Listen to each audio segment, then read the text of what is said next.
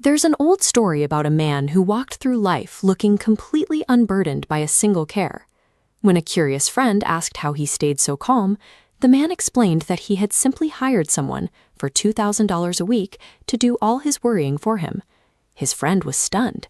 "How can you possibly afford $2,000 a week?" he asked. The man just smiled and said, "I can't, but finding the money is his problem now."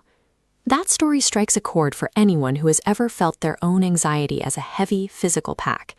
We carry a universal craving to outsource that weight, to hand the crushing mental load of our what-ifs to someone else.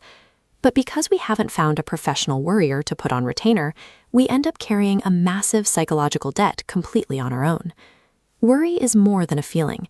It is a labor-intensive attempt to control variables that are, by their nature, uncontrollable. This mental effort has a high price. When we project our minds into the future to fix problems that haven't happened yet, we drain the emotional currency we need to actually live through today. It is an isolating process. Lying awake at 3 a.m., running through worst-case scenarios, creates a cycle of burnout that leaves us feeling hollow and fearful. A human mind trying to manage billions of what-ifs is like an engine running in the red for too long. Eventually, the gears lock and the system shuts down. This makes self-managed worry a bankrupting strategy.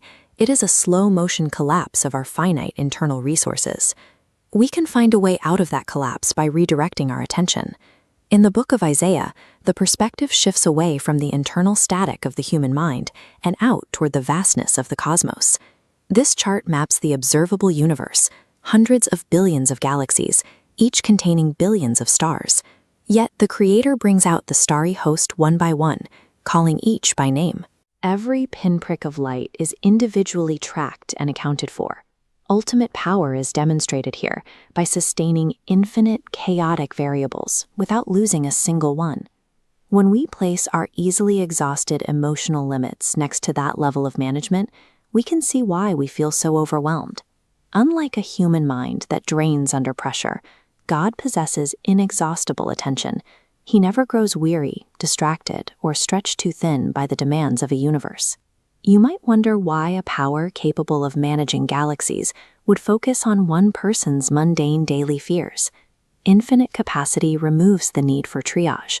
Managing the orbit of a star does not subtract a single percentage of focus from a single individual.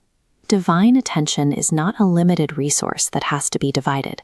The scale now collapses. We move from the edge of the universe directly down to the room where you are sitting right now. The realization is this: the same power holding the stars in their orbits is the power used to know and protect you. This shift in perspective allows us to drop the heavy illusion of control we've been carrying. We can finally let go of the wheels we were never actually turning.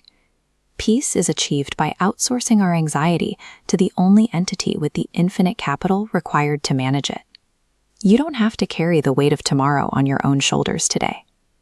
Lord, I am tired of trying to manage everything on my own. I surrender my fears and my need for control into your hands.